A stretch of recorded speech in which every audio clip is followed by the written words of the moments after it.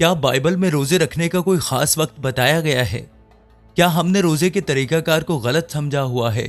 کیا آپ نے کبھی محسوس کیا کہ آپ کی دعائیں وہ اثر نہیں دکھا رہی جو آپ چاہتے ہیں؟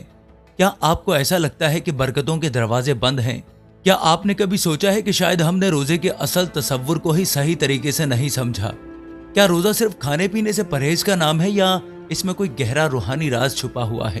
اور سب سے حیران کن بات، کیا بائبل مقدس میں روزے کے لیے کوئی خاص وقت مقرر کیا گیا ہے؟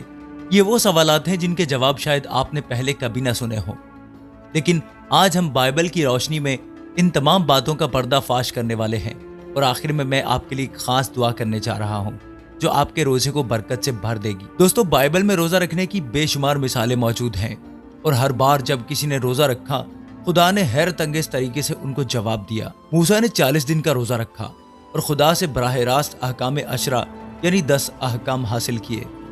آستر نے روزہ رکھا اور خدا نے اس کی قوم کو موت سے بچایا۔ دانیل نے ایک خاص روزہ رکھا اور خدا نے اس پر آسمانی راز ظاہر کیے۔ نینوا کے لوگوں نے روزہ رکھا اور خدا نے انہیں ہلاکت سے بچایا۔ اور سب سے بڑا روزہ، خداوند یسوع مسیح نے بیابان میں 40 دن تک روزہ رکھا اور پھر شیطان پر فتح پائی۔ آپ نے نوٹ کیا کہ ہر بار جب کسی نے روزہ رکھا تو خدا نے مداخلت کی اور معجزے کیے اور بہت سی زندگیاں بدلی۔ تو پھر سوال یہ ہے کہ کیا ہم بھی روزے کو اتنی ہی سنجیدگی سے لیتے ہیں جتنی بائبل مقدس لیتی ہے؟ کیا بائبل ہمیں روزے کے لیے کوئی خاص وقت بتاتی ہے؟ یہ ایک ایسا سوال ہے جس پر بہت سے لوگ الجھن میں مبتلا ہیں۔ کیا روزے کے لیے کوئی خاص مقررہ وقت ہے؟ بہت سے لوگ سمجھتے ہیں کہ روزہ کسی بھی وقت رکھا جا سکتا ہے، اور یہ بات کسی حد تک درست بھی ہے کیونکہ بائبل مقدس میں مختلف مواقع پر روزے رکھے گئے۔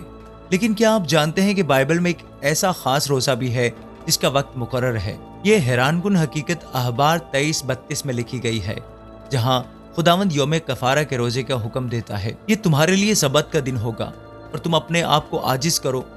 اس مہینے کی 9ویں تاریخ کی شام سے لے کر اگلی شام تک تم اپنا سبت مناؤ گے، جس میں خداوند نے کہا کہ تمہارے لیے سبت کا دن ہوگا اور تم اپنے آپ کو عاجز کرو گے۔ اس مہینے کی 9ویں تاریخ کی شام سے لے کر اگلی شام تک تم اپنا سبت مناؤ گے۔ یہاں ایک اصول دیا گیا ہے کہ روزہ ایک شام سے دوسری شام تک رکھا جائے گا۔ یہی طریقہ یہودی روایت میں بھی نظر آتا ہے، جہاں سبت اور دیگر مقدس دن شام کے وقت شروع ہوتے ہیں اور اگلی شام کو ختم ہوتے ہیں۔ تو اس کا کیا مطلب ہے؟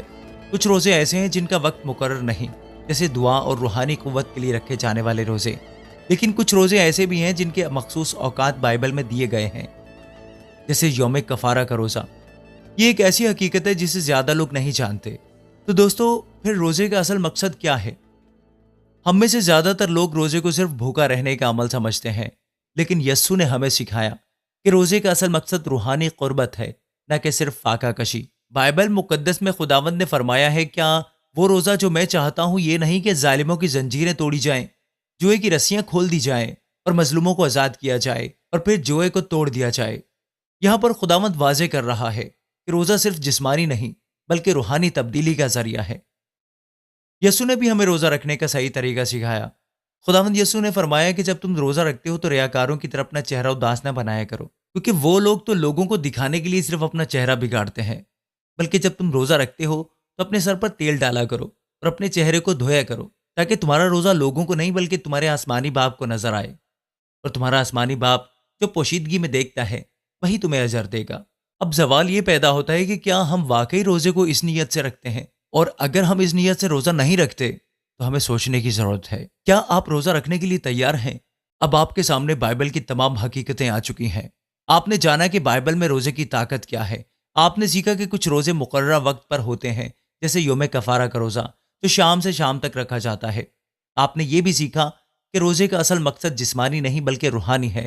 تب سوال یہ ہے کہ کیا آپ اپنی زندگی میں روزہ رکھنے کا فیصلہ کریں گے؟ کیا آپ خدا سے اپنے تعلق کو مزید مضبوط بنائیں گے؟ اگر آپ کا جواب ہاں ہے تو نیچے کامنٹ میں آمین لکھیں تاکہ ہم سب مل کر دعا کر سکیں۔ امید ہے کہ آپ نے کامنٹ لکھ دیا ہوگا۔ چلیے ہم سب مل کر دعا کرتے ہیں۔ اے قادر مطلق خدا باپ، میں تیرے حضور آتا ہوں اور اپنے ان تمام سننے والوں کے ساتھ دعا کرتا ہوں کہ تو ہمیں روزے کی اصل طاقت کو سمجھنے کی توفیق عطا کر۔ اے خداوند جی، ہمیں وہ حکمت عطا کر کہ ہم روزے کو محض ایک رسم کے طور پر نہ دیکھیں بلکہ ایک روحانی ہتھیار کے طور پر استعمال کریں۔ اے خداوند یسوع مسیح، جیسے تو نے بیابان میں 40 دن کا روزہ رکھا، ہمیں بھی وہ طاقت عطا کر کہ ہم آزمائشوں پر غالب آ سکیں۔ اے خداوند، جو بیمار ہیں انہیں شفا عطا کر، جو کمزور ہیں انہیں طاقت عطا کر، جو گناہوں میں پھنسے ہوئے ہیں انہیں رہائی عطا کر۔ یہ سب کچھ مانگتے اور پا لیتے ہیں تیرے بیٹے ہمارے خداوند یسوع مسیح کے نام میں، آمین۔